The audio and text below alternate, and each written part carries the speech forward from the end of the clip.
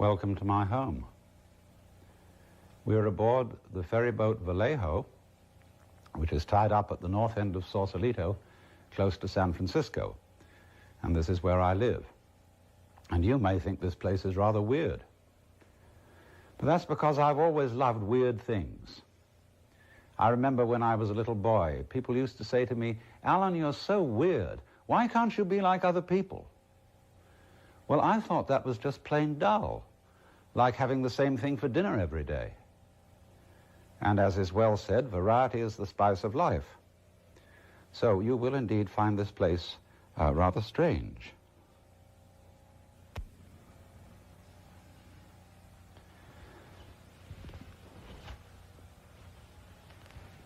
And some of the things that are weird because they are just obvious and nobody ever thinks of them. Some of the most fascinating scientific discoveries have been made by people who called ordinary common sense in question. Like anybody can see that the Earth is flat, and people know it's flat. And calling that fundamental assumption in question is really the beginning of geography.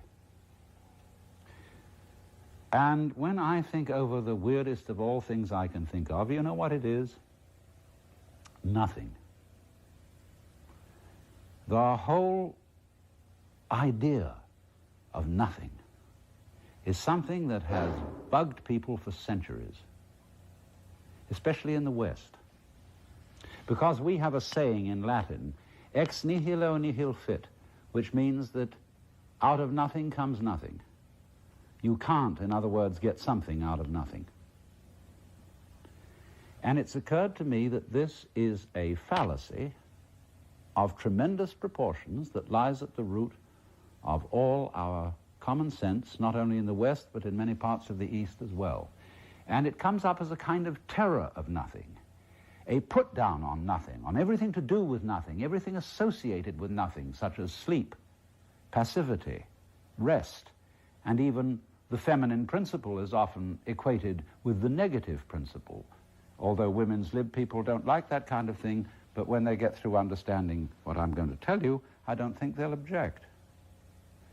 Because what has struck me is that nothing, the negative, the empty, is exceedingly powerful. I would say, not ex nihilo nihil fit, out of nothing comes nothing, but I would say you can't have something without nothing. For how do we basically begin to think about the difference between something and nothing? I can say, there is a cigar in my right hand and there is no cigar in my left hand. And so we get the idea of is here and isn't or empty here. But behind that, of course, lies the far more obvious contrast of solid and space. Now, we tend to think of space as nothing. When we talk about the conquest of space, there's a little element, notice, of hostility in that phrase. But actually, we're talking about the conquest of distance. Space as such, that is to say, whatever it is that lies between the Earth and the Moon and the Earth and the Sun, is considered, especially since the Michelson-Morley experiment, which proved there was no ether, is considered to be just nothing at all. But to suggest how very powerful and important this nothing at all is, let me point out to you that if you didn't have space, you couldn't have anything solid. To begin with, without space outside the solid, you wouldn't know where the solid's edges were. For example, you can see me on the camera because you see a background here and all around me, and that background shows up my outline. But if that wasn't there, then you would notice, say, only the beads and the microphone here, and this would become the background. But you always have to have a background to see a figure. You just can't do without it. So that means that the figure and the ground, the solid and the space, in some way are inseparable and go together. Now, we find this very commonly in the phenomena of magnetism and electricity. A magnet has a north pole and a south pole, and a battery has a positive pole and a negative pole. There is no such thing as a magnet with one pole only. That's supposing we equate with north with south, and north with is and south with isn't. Then we see we can't do without the two of them. You can chop the magnet in two, supposing it's a bar magnet, and you'll just get another north pole and south pole on the end of each piece. And so in the same way, a current will not flow through an electric circuit until the negative pole is connected as well as the positive. Because the current does not wait in the wire like water in a hose and then begin to flow when you, as it were, connect it with the negative pole like turning on the nozzle. There won't be any current in the wire at all until its end point, which is the negative, is established. So what this is trying to get into our basic logic is this, that there isn't a sort of fight between something and nothing. You know the famous words of Hamlet, to be or not to be, that is the question. It isn't. To be or not to be is not the question. Because, as I think I've shown, you can't have a solid without space. And therefore you can't have an is without an isn't, a something without a nothing, a figure without a background. And we can turn that right the other way round and say you can't have space without solid. Because imagine nothing but space. Space, space, space, with nothing in it at all forever. But there you are imagining it, and you're something in it. To have the whole idea of there being only space and nothing else at all is not only inconceivable, but perfectly meaningless. Because we always know what we mean by contrasts. We know what we mean by white in comparison with black. We know life in comparison with death. We know pleasure in comparison with pain, up in comparison with down. But you will notice of all these things that they must come into being together. You don't have first something and then nothing, or first nothing and then something. Something and nothing are two sides of the same coin. And as you know, if you take a coin and you file away the tail side of it, and you file that side of it away completely, the head side will disappear as well. So, in this sense, the positive and the negative, the something and the nothing, are inseparable, they go together, and in this way you could say that the nothing is the force whereby the something can be manifested. Without space, we couldn't see the stars. The stars not only occupy space, but have space between one point of the sphere and the opposite point. So there's space everywhere as absolutely basic to there being anything at all. Now, ordinarily, we think that what is basic to the physical world is something we call matter. And then matter has various shapes. We think of tables as made of wood. We think of pots as made of clay. But I ask you, is a tree made of wood in the same way as a table is?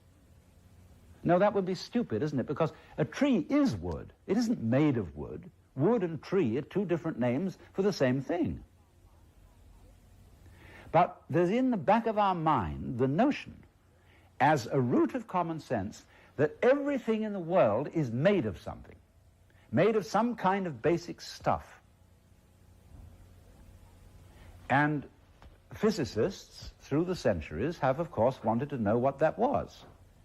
And physics began as a quest to discover the basic stuff out of which the world is made.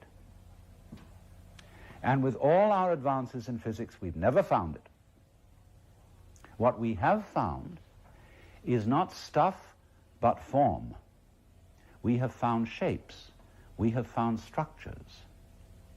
Because when you turn up the microscope and you look at things where you thought there was some sort of stuff, you find instead form, pattern, structure. You find the shapes of crystals, and you go in beyond the shapes of crystals and you find molecules. And you go in beyond molecules and you find atoms, and you go in beyond atoms and you find electrons and positrons, between which there are vast spaces. And we can't make up our minds as to these electrons, whether they're waves or whether they're particles, and so we call them wavicles. But they're very tiny. And if you want to ask what stuff are electrons made of, we might be able to make a further analysis, but what we will come up with will never be stuff. It will always be a pattern, a moving pattern, which can be described and measured, but we never get to any stuff for the simple reason that there isn't any. You see, what stuff is, actually, is when you see something unclearly or out of focus, it becomes fuzzy. You know, we say stuffing in something like kapok in a cushion, or stuff like clay, because when we look at it with the naked eye, it looks just like goo. We can't make out any significant shape to it. But then when you put it under the microscope, you suddenly see shapes. It comes into clear focus as shape. And you can go on and on and on, looking into the nature of the world, and you will never find anything except form. Because think of stuff. Why, you wouldn't know how to talk about it, even if you found it. How would you describe what it was like? You couldn't say anything about a structure in it. You couldn't say anything about a pattern or a process in it, because it'd be just absolute primordial goo. Well, what else is there besides form in the world? Obviously, between the significant shapes of any form, there is space. And space and form, in that sense, go together as the fundamental things we're dealing with in this universe. And that's why there's a Buddhist saying. Really, the whole of Buddhism is based on this saying, which is, that which is void is precisely form, and that which is form is precisely void. And let me illustrate this to you in an extremely simple way. When you use the word clarity, what do you mean by clarity? What's the first thing you think of when I say clarity? Well, it might be a perfectly polished lens or mirror, or a clear day when there's no smog and the air is perfectly transparent, like space. Now, what's the next thing you think of? Clarity. The next thing you think of is form in clear focus. All the details articulate and perfect. So the one word clarity suggests to you these two apparently completely opposite things. The clarity of the lens, of the mirror, and the clarity of articulate form. And it is in this sense, then, you see, that the Buddhists say, form is void, void is form. Or we could put it in another way. Instead of saying is, we could say implies. Or the word that I invented, goes with, spelled all in one. Like a front goes with a back, a male goes with a female, and so on. So form always goes with void. And there really isn't in this whole universe any stuff. Form, indeed, is inseparable from the idea of energy. And frisky form, especially when it's moving in a very circumscribed area, appears to us as solid. In the same way, for example, when you spin an electric fan, the empty spaces between the blades sort of disappear into a blur, and you can't push a pencil, much less your finger, through the fan. So in the same way, you can't push your finger through the floor, because the floor's going too fast. But basically, what you have down there is nothing except nothing and form in motion. I know there was a physicist at the University of Chicago. He was rather crazy, like some scientists. And this impressed him so much, the insolidity, the instability of the physical world, that he used to go around in enormous padded slippers, for fear he should fall through the floor. But here it is, this common sense notion that the world is made of some kind of stuff is shown to be a nonsense idea in the back of our minds. It isn't there at all, but instead form and emptiness.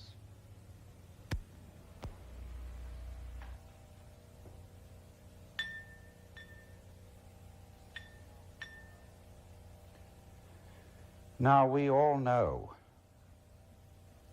that energy is always vibration, pulsation.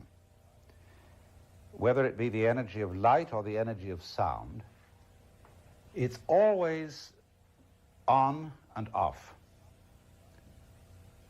And in the case of light, say you get very fast light, very strong light, even say with alternating current, you don't notice the discontinuity because your retina retains the impression of the on pulse. And so that carries over during the off pulse, and you don't notice the off pulse except in a slow light like an arc lamp. And it's exactly the same thing with sound. When you hear a high note that goes, ooh, it seems much more continuous. That's because the vibrations are faster than a low note, as when I go, oh.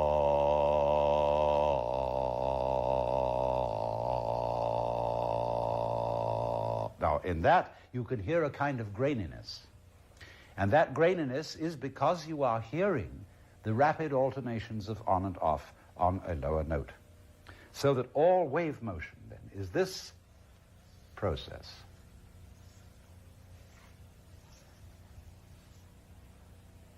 And it's curious, isn't it? When we think of waves and talk about waves, we think about the crests. We think about this point. And we say, that is waves.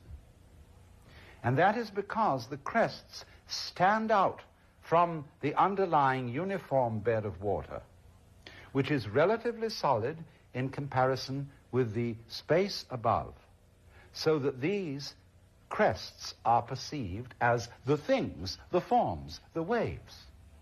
But isn't it obvious that you cannot have the ups without the downs? You could call, you see, you get this dividing line here between above and below. Now, isn't it obvious, first of all, you cannot have the emphasis called a crest, the concave, without the de-emphasis, or convex, called the trough. They necessarily go with one another, so as to have anything standing out, there must be, as it were, something standing down or standing back. So in this way, we must realize that if you had this part alone, the up part, that would not excite your senses in any way because there would be no contrast. In other words, when sound comes upon your ear, the eardrum vibrates. When the on pulse of the sound comes, the eardrum is driven in a little. When the off succeeds, the eardrum comes out again. And so the eardrum wiggles. If you just pushed it in uniformly and left it there, you wouldn't hear anything. In the same way, if there is no sound and the eardrum is not being pushed at all, you have silence. But to have sound, you must have the alternation of sound, silence, sound, silence, sound, silence. And so you get that oh, which you can hear on a very deep note. Now, the same thing is true of all life together. We shouldn't really contrast existence with non-existence, because actually existence is the alternation of to be and not to be, of positive and negative, of on and off. So you could say existence is eternal if we are to consider existence as this alternation of now you see it, now you don't, now you see it, now you don't, now you see it, now you don't. It is that contrast that presents the sensation of there being anything at all. Now, in light and sound, these waves are extraordinarily rapid so that we don't hear the interval between them. But there are other circumstances in which the waves are extraordinarily slow, as in the alternation of day and night, light and darkness, and the much vaster alternations of life and death, of the great slow cycles of the world. But these alternations are just as necessary to the being of the universe as in the very fast motions where we get it in light and in sound and in the sense of solid contact, where it's going so rapidly that we notice the continuity, or the is side, and we ignore the intervention of the isn't side. But it's there just the same, just as there are vast spaces within the very heart of the atom.